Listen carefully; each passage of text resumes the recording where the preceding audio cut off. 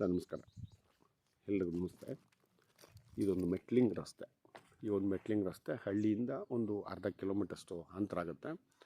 So ಈ ಕಡೆ ಗುಂಡ್ಲುಪೇಟೆಯಿಂದನೂ ಈ ಒಂದು ಸ್ಪಾಟ್ಗೆ 25 ಆಗುತ್ತೆ. ಚಾಮರಾಜನಗರದಿಂದನೂ ಕೂಡ ಒಂದು 25 ಆಗುತ್ತೆ. ಈಗ ನಾನು ಹೇಳ್ತಕ್ಕಂಥ ಒಂದು ಆಸ್ತಿ ಇದೇನೆ. ಈ ಒಂದು ರಸ್ತೆಗೆ ಹೊಂದ್ಕೊಂಡಂಗಿದೆ. 1 ಎಕರೆ 19 ಗುಂಟೆ. ಇದೇ ಊರಿನ ರೈತರಿಂದ ಆಗ್ತಕ್ಕಂಥದ್ದು. ಸಂಪೂರ್ಣ ರೆಡ್ ಸಾಯಿಲು.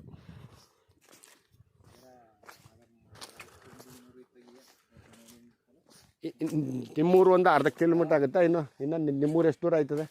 ಇನ್ನೊಂದು ಅರ್ಧ ಕಿಲೋಮೀಟ್ರ್ ಅಷ್ಟೇ. ಓಕೆ ಸರ್, ಇಲ್ಲಿ ರೈಟ್ ಆ್ಯಂಡ್ ಈ ಒಂದು 2 ಕಡೆ ರಸ್ತೆ ಏನಿದೆಯಲ್ಲ, ಈ ಒಂದು ರಸ್ತೆ ಒಂದು ಅರ್ಧ ಕಿಲೋಮೀಟ್ರ್ ರೇಡಿಯೇಷನಲ್ಲಿ 2 ಹಳ್ಳಿಗಳು ಸಿಗುತ್ತೆ ನಿಮಗೆ ಇದೇ ರೋಡಲ್ಲಿ. ಅಂದರೆ ಈ ಒಂದು ರಸ್ತೆಗಳು ಅಡ್ಡದಾರಿಗಳು, ಅಂದರೆ ಆಸ್ತಿಗಳು ಹೋಗ್ತಕ್ಕಂಥ ರಸ್ತೆಗಳು. ಬಟ್ ಹಳ್ಳಿಗೂ ಕೂಡ ಭಾಳ ಹತ್ತಿರ ಇದೆ, ಆಯ್ತಲ್ಲ. ಇದು ಆಸ್ತಿ ಹೆಂಗೆ ನಾನು ಹೇಳಿದಂಥದ್ದು.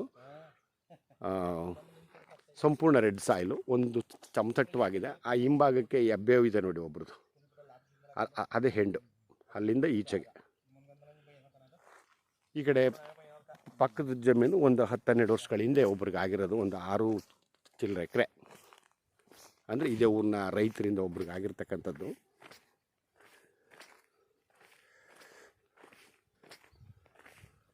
ಒಳ್ಳೆ ವಾಟರ್ ಆಗಿದೆ.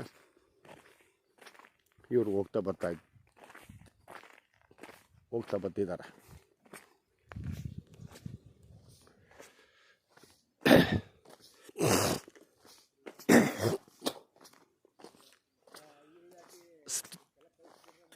ಚಾಮರಾಜನಗರದಿಂದ 25, ಗುಂಡ್ಲುಪೇಟೆಯಿಂದ 25. ಅಂದರೆ ಗುಂಡ್ಲುಪೇಟೆಯಿಂದ ಆಚೆಗೆ ಹೋಗಬೇಕಾಗಿಲ್ಲ, ನಾನು ಹೇಳ್ತಾ ಇರೋದು ಒಳಭಾಗಕ್ಕೇನೆ. ಈ ಕಡೆ ಊಟಿ NH ಇದೆಯಲ್ಲ, ಊಟಿ NH ಇಂದನೂ ಒಳಗಡೆ ಬರ್ಬೋದು. ಈ ಕಡೆ ಚಾಮರಾಜನಗರದಿಂದ ಗುಂಡ್ಲುಪೇಟೆಗೆ ಹೋಗ್ತೀವಲ್ಲ, ಆ ಹೈವೇಯಿಂದ ರೈಟ್ಗೆ ಒಳಗಡೆ ಬರಬೇಕು. ಇವರು ಕೋಕೋನಟ್ಸ್ ಹಾಕೊಂಡಿದ್ದಾರೆ ಒಳಗಡೆಗೆ. ಅಂದರೆ ಈ ಫೆನ್ಸು ನಿಮಗೆ 2 ಕಡೆ ಆಗಿದೆ. ಈ ಆಸ್ತಿಗೆ 1 ಎಕರೆ 19 ಗುಂಟೆಗೆ 2 ಕಡೆ ಆಗಿದೆ ನೋಡಿ. ಕೋಕೋನಟ್ಸು ಯಾವ ಥರ ಹಿಲ್ಡಿದೆ ಅಂತ ಫಸ್ಟ್ ಕ್ಲಾಸ್ ಆಗಿದೆ.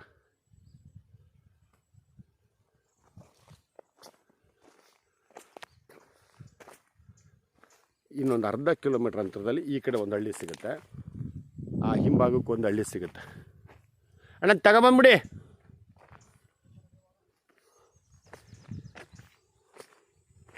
ರಸ್ತೆ ಮಾತ್ರ ಭಾಳ ವಿಶಾಲವಾಗಿದೆ. ಈ ಒಂದು ರಸ್ತೆಗೆ ಹೊಂದ್ಕೊಂಡಂಗಿದೆ. ನಾರ್ತ್ ತಂದು ಆಲ್ಮೋಸ್ಟ್ ನಿಮಗೆ ಫೆನ್ಸ್ 2 ಕಡೆ ಮಾತ್ರ ನೀವು ಹ್ಯಾಡ್ ಮಾಡ್ಕೊಬೇಕಾಗುತ್ತೆ. ಇವರು ಹಸಿಮೆಣಸಿಕಾಯಿ ಮತ್ತು ಕೋಕೋನಟ್ಸು ಹಿಂದ್ಗಡೆ ಬಾಳೆ ಆ ಥರದ್ದೆಲ್ಲ ಹಾಕ್ಕೊಂಡಿದ್ದಾರೆ. 6.5 ಎಕರೆ. ಹಿಂದ್ಗಡೆ ಮನೆ ಕೂಡ ಇದೆ. ಫಸ್ಟ್ ಕ್ಲಾಸಾಗಿದೆ. ಒಂದು ಒಳ್ಳೆ investment land. Okay, thank you.